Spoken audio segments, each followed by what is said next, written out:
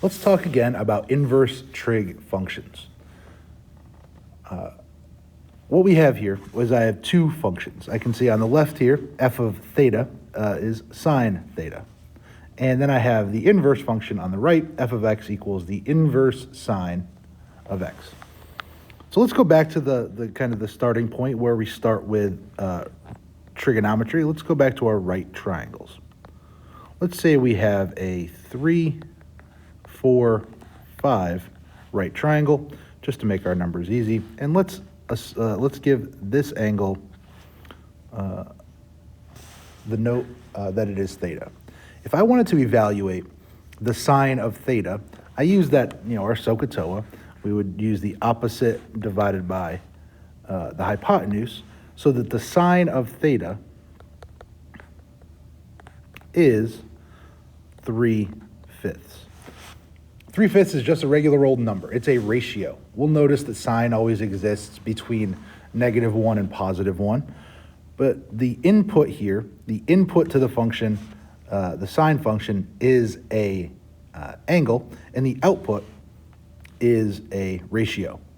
What happens with the inverse trig function, as you can see at the bottom of the screen, is that the input and the output change roles. In the inverse function, the input becomes the ratio, and the output becomes an angle. Let's see. Let's use an example here. Let's say I was trying to evaluate the inverse sine of 3/5. What this is asking me to find the angle whose sine is 3/5. So when we see a sine function, it's asking me for a ratio. When we see the inverse sine function, it's asking me to find an angle with a given ratio, right? The inverse function reverses the role of input and output. The input on the original function is an angle. The angle becomes the output on the inverse. The input of the original function, the output of the sine function is a ratio, a fraction or a decimal, and that becomes the input in our inverse trig function. So when they ask us, find me the angle whose sine is 3/5, I'm using my calculator here. We end up approximately with a 37-degree angle. So when we use the inverse trig ratios, whether it's sine, cosine, or tangent, the output of that function will be an angle. That does create a small issue. So if we look here, we have our three trig functions, sine, cosine, and tangent. And you'll notice on all three, there's a dotted line at y equals 1/2. The problem that shows up is that if we're trying to find an angle whose sine is 1/2, an angle whose cosine, or an angle whose tangent is 1/2, there are an infinite number of answers to that problem. So we need to resolve this with something called domain restrictions. Basically, what we do is we limit the amount of the trig function that we will basically use in order to evaluate an inverse trig function. So when we use the sine function, we tend to always use the first quadrant. And on our graph here, that exists from 0 to pi/2.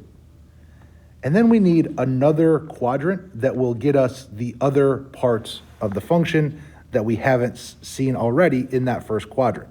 Well, if I look at this first quadrant, I'm going to highlight this in blue. I have those positive values. If I go to the second quadrant over here, I just repeat those same values. So we don't want to repeat those values. Instead, we want to include these values, really representing the fourth quadrant in the negative direction. So our domain restriction for sine goes between negative pi/2 to positive pi/2.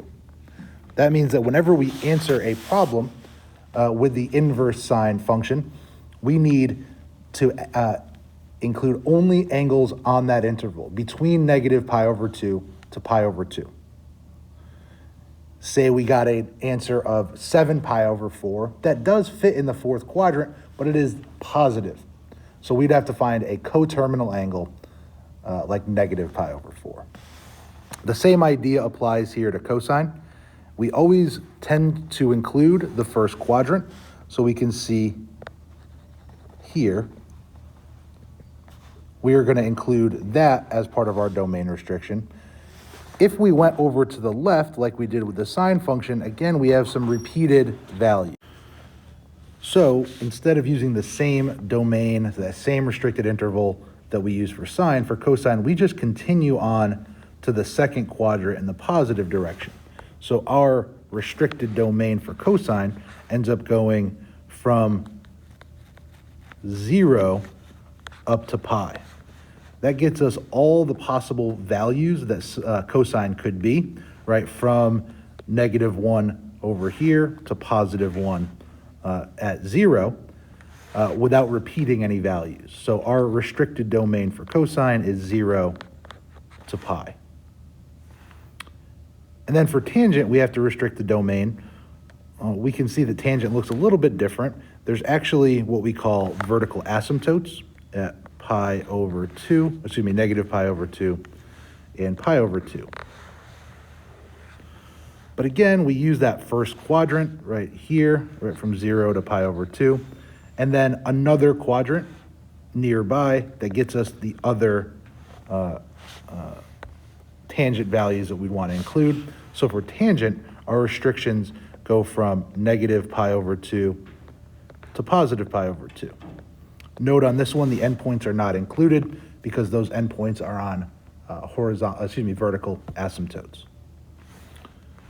So how do we use this? Well, let's look at some examples. These are coming directly from our notes. Here's some equations.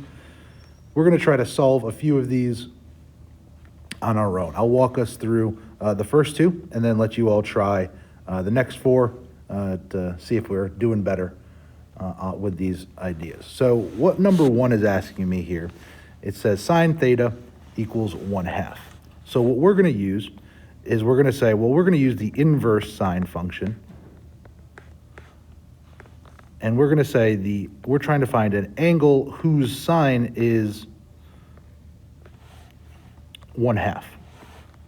Well, we want to answer all angles between 0 and 360. So I'm going to try to figure out from my unit circle what angles have a sine of 1/2. Well, I can see here on my unit circle, I know that the y value of my coordinates give me my sine values. So what I can see here using degrees, my answers will be 30 degrees and 150 degrees. So for number 1, theta will equal 30 degrees and 150 degrees. Now you might be thinking, wait, we had those domain restrictions that we just talked about. However, we have been given a specific domain on which to answer our question, so we don't need to take those restrictions into account. On number 2, we have to do a little bit of algebra before we can evaluate. We see we have 2 times cosine theta, so we're going to divide both sides by 2. So cosine theta will be -√3 over 2. So in order to find theta, I want to find all angles between 0 and 360 that have a cosine of -√3 over 2. So cosine's negative, so that means I'm going to be in the second and third quadrants. So I'm looking for my x values to be -√3 over 2. Let's put those in blue. That occurs at 150 degrees and 210 degrees. So for this one, theta equals 150 or 210 degrees. To finish this up, I'd like you to retry these 4 problems. I'm going to pause the video right now and work out these solutions, and you can check your answer against mine. All right, let's see how you did. With numbers 3 through 6, they state an interval of 0 to 2 pi. So we want to give all of our answers in radians. On number 3, they asked for the cotangent of theta to be -1. I don't really like dealing with cotangent, so I take the reciprocal of that ratio. That ratio is -1. The reciprocal of -1 is also -1, but that allows me to use tangent. I need to figure out where does tangent equal -1. That occurs at 2 angles on our interval, once in the second quadrant at 3 pi over 4, and once in the fourth quadrant at 7 pi over 4. On number 4, I have the secant of theta equals -2. Secant is the reciprocal function to cosine. So I flip it to be its reciprocal -1/2, and I find where does cosine equal -1/2, 2 pi over 3 and 4 pi over 3. On 5 and 6, we have squared terms. We're really trying to figure out where does cosine squared -1 equal 0. So I factored on number 5 and solved for each individual factor. Our two solutions, pi over 2 and 3 pi over 2. On the last one, on number 6, I solved by taking square roots. Don't forget, when we take square roots, we must include a plus or minus. So really, I'm trying to evaluate where does my function tangent equal root 3 or negative root 3. That includes 4 different locations on my unit circle, pi over 2, 2 pi over 3, pi over 3, 2 pi over 3, 4 pi over 3, and 5 pi over 3. Thanks.